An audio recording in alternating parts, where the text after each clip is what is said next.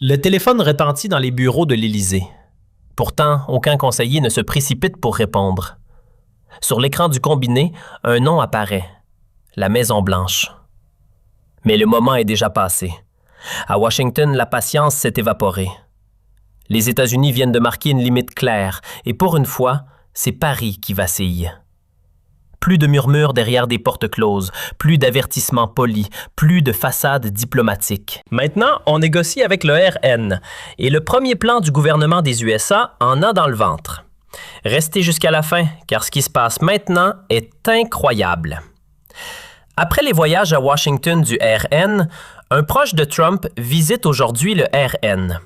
Le conseiller en médias sociaux et en campagne électorale de Trump, Alex Bruesewitz, est ce soir l'invité d'honneur d'une manifestation du RN à l'Assemblée nationale. Le thème, la liberté d'opinion. Bien sûr. 280 invités se sont inscrits pour entendre son discours sur le combat mondial pour la vérité. À quel point le RN cherche la proximité avec le gouvernement Trump est à peine dissimulable. Le plan est, en bref, simple. Via de bonnes relations avec Washington, exercer une pression sur le gouvernement français et surtout sur la Macronie. Ce plan n'est pas nouveau. Il existe depuis relativement longtemps. En fait, depuis mai, quand le RN a été classé comme extrême droite sécurisée et que la peur d'une procédure d'interdiction a grandi au sein du RN. On s'est dit qu'avec de bons contacts avec l'entourage de Trump, on pourrait peut-être empêcher cette procédure d'interdiction. Les contacts existaient déjà. Pensons seulement au soutien massif à la campagne électorale pour le RN ou aux rencontres de Le Pen avec Vannes à la conférence de sécurité de Munich. La connexion entre le RN et les Républicains a si bien fonctionné que le RN voit maintenant une chance. Trump pourrait être utile sur bien plus de thèmes que juste une procédure d'interdiction. Il s'agit de plusieurs domaines. L'exclusion de politiciens du RN des commissions à l'Assemblée, l'exclusion de politiciens des élections. Pensons à un candidat maire du RN dans une ville qui a été exclu légalement parce que des doutes sur sa loyauté constitutionnelle existaient. Il y a plusieurs thèmes sur lesquels le RN dit « Avec ça, nous approchons maintenant les républicains. Montrons les dysfonctionnements que nous croyons réels et espérons une aide directe. » Et puis, il y a ses contacts avec l'influenceuse Naomi, proche du RN, en tout cas avec de bons contacts, et qui devient maintenant un sujet aux USA. Exactement. Elle a fait les gros titres récemment parce qu'elle a dit qu'elle cherche maintenant l'asile politique aux États-Unis. Elle vit déjà depuis très longtemps aux États-Unis, mais veut maintenant déposer une demande d'asile parce qu'elle dit être poursuivie politiquement en France. Elle a peur d'une peine de prison si elle retourne en France. Elle a peur de la violence si elle retourne en France.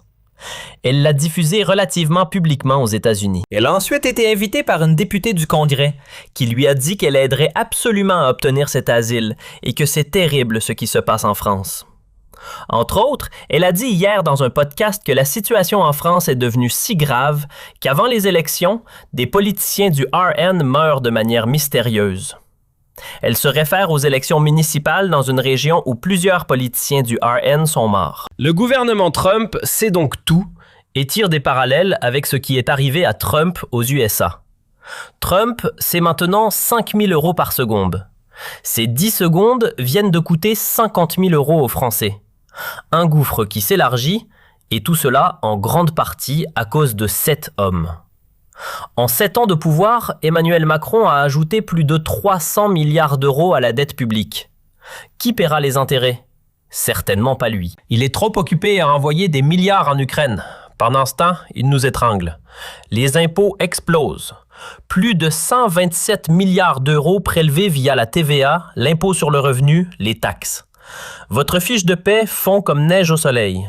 En 3 ans, le prix du panier moyen a bondi de plus de 22 %. L'insécurité grimpe. Plus 7 % de tentatives d'homicide, plus 7 % de violences sexuelles, plus 6 % de trafic de drogue. En 1 an, les jeunes se font broyer par les écrans, le système de retraite s'effondre, les usines ferment les unes après les autres. On vide vos poches pour financer la création d'un enfer. Pourquoi nos dirigeants s'acharnent-ils à détruire la France? Réponse, l'argent. Macron et ses alliés s'enrichissent grâce au délit d'initié, au partenariat secret et à la vente du patrimoine national. Pourquoi s'arrêterait-il? C'est trop rentable et personne ne réagit. Le peuple est tétanisé. Ceux qui ont essayé ont payé le prix fort. Alors, soyons réalistes. Rien ne changera. Les impôts continueront de grimper, l'insécurité de se propager et vos poches d'être vidées. La seule solution, être égoïste pour vous protéger, vous et votre famille. Gagner plus d'argent. Mais comment? Travailler plus? Faire des heures supplémentaires? Ça ne sert à rien. Un deuxième travail? Vous êtes déjà à bout. Prendre des risques illégaux pour finir derrière les barreaux? Non. Il existe une autre voie, légale, simple, méconnue. Dès ce soir, vous pouvez commencer à vous affranchir de ce système qui ne veut que votre asservissement. Nous avons tout rassemblé dans un groupe Telegram privé. Cliquez ici pour nous rejoindre gratuitement avant qu'il ne soit trop tard. Aussi, informez des déclarations publiques datées qualifiant l'ensemble du RN de nazi. De telles déclarations n'ont rien à faire dans un débat politique. Comment peut-on parler ainsi de la première force politique du pays? Trump est furieux contre la France et réagit à sa manière. Un coup qui porte, le gouvernement des USA impose des sanctions étendues officiellement contre des entreprises énergétiques russes, en réalité ciblées contre la France. Sont touchées des filiales françaises, des raffineries et des connexions commerciales qui assurent une grande partie de l'approvisionnement énergétique. Du jour au lendemain, les chaînes d'approvisionnement s'effondrent. Les prix du pétrole explosent, les actions chutent. Paris est paralysé. Bruxelles jubile encore brièvement, croit à un signal contre Moscou. Mais vite, c'est clair. Les sanctions ne touchent pas la Russie, mais bien la République française elle-même. Tandis que Macron parle encore dans des interviews d'unité transatlantique, l'économie française est au bord du gouffre. En Île-de-France, les dernières tours de refroidissement sont à l'arrêt. En Provence, des pénuries énergétiques menacent. Des PME déposent les bilans. Même à l'Élysée, c'est la consternation. Des fonctionnaires parlent anonymement d'un choc sans avertissement. Bloomberg rapporte que Washington a délibérément renoncé à toute consultation. On voulait poser un signe, et le signe s'appelle « patience à bout ». Macron essaie frénétiquement de redresser la barre. Il appelle à la Maison-Blanche. Personne ne décroche. Envoie des courriers diplomatiques, pas de réponse. Même via l'ambassade française, pas de retour. Les États-Unis se taisent, et ce silence est plus fort que n'importe quelle déclaration. La France a fait sauter ses dernières centrales nucléaires, et, grâce au refus total de diplomatie de Macron, nous perdons maintenant aussi les derniers partenaires qui nous fournissaient de l'énergie abordable. Merci Macron pour rien. Tandis que la France chancelle, J.D. Vance, le vice-président de Trump, tient un discours qui traverse l'Europe comme un tonnerre politique. Aucune démocratie ne survit si elle interdit la parole à des millions de personnes, dit-il avec un regard direct vers Paris. Il vise indirectement le RN, qui en France est systématiquement isolé, insulté et criminalisé. Vance accuse le gouvernement français de combattre l'opposition au lieu de l'écouter. Vous excluez des opinions, effacez des voix, poursuivez des citoyens. Ce n'est pas une démocratie, c'est la peur du peuple. Dans le public, Macron est assis, pâle, tendu, visiblement nerveux. Les caméras le fixent tandis que Vance continue. Vous parlez de liberté, mais vous effacez des commentaires sur Internet. Vous parlez de tolérance, mais vous ruinez des existences. Ce n'est pas le monde libre, c'est une nouvelle Union soviétique.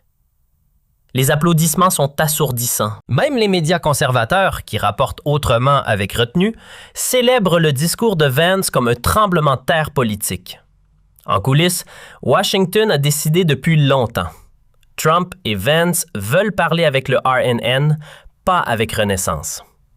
Des figures comme Jordan Bardella, Marine Le Pen et d'autres leaders du RNN seront invités à Washington dans les semaines à venir. Des discussions sur l'énergie, la sécurité, la migration. Trump reconnaît dans le RN ce qu'il n'a jamais vu dans Renaissance. Du cran. Nous n'avons pas besoin de bureaucrates, nous avons besoin de patriotes, aurait-il dit en interne. Et ils ne sont pas assis à l'Élysée en France. Pendant ce temps, Macron perd aussi rapidement du soutien dans son propre pays. Les médias rapportent ses connexions avec des think tanks transatlantiques qui ont travaillé contre Trump depuis des années. D'anciennes citations refont surface dans lesquelles Macron a comparé Trump à Poutine, une erreur impardonnable. Même dans les cercles de Renaissance, la critique grandit.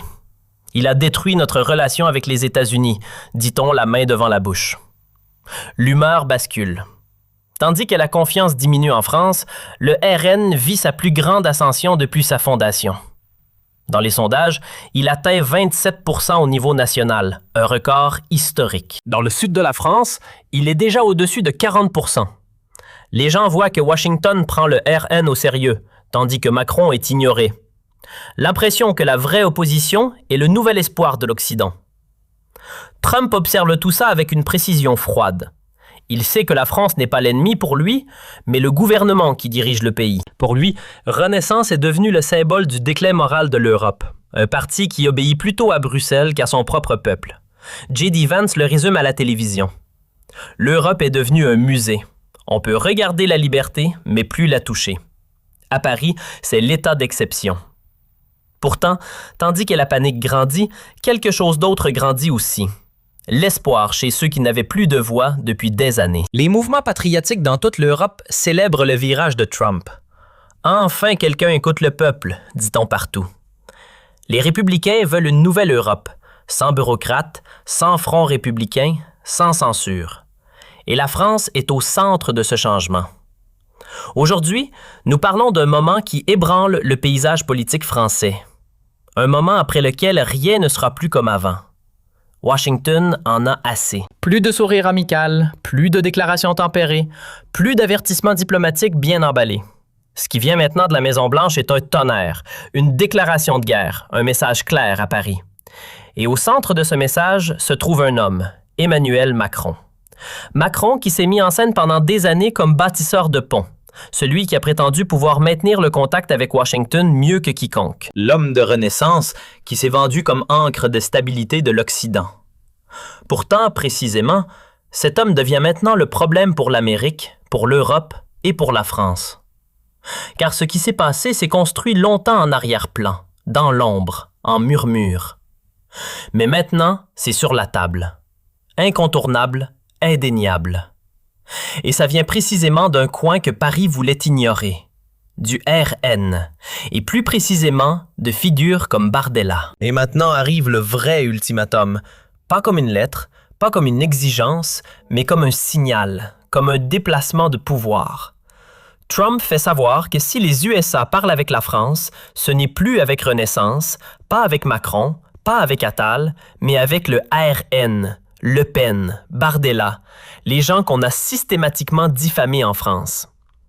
Il s'assoit soudain dans des discussions avec des sénateurs républicains sur l'énergie, la sécurité, la migration et l'Europe. Pas en secret, pas caché, mais ouvertement, visiblement, inévitablement. La France est au tournant et Macron le comprend trop tard. Les États-Unis ont décidé. Le vieux pont transatlantique s'est effondré et un nouveau est construit. Mais sans lui. C'est la nouvelle réalité. Trump n'a pas écrit d'ultimatum à Macron, il l'a exécuté. Et maintenant plane au-dessus de tout, tranchant, inévitable, ce qui parle à l'avenir pour la France. Écrivez votre opinion dans les commentaires et n'oubliez pas de vous abonner à la chaîne.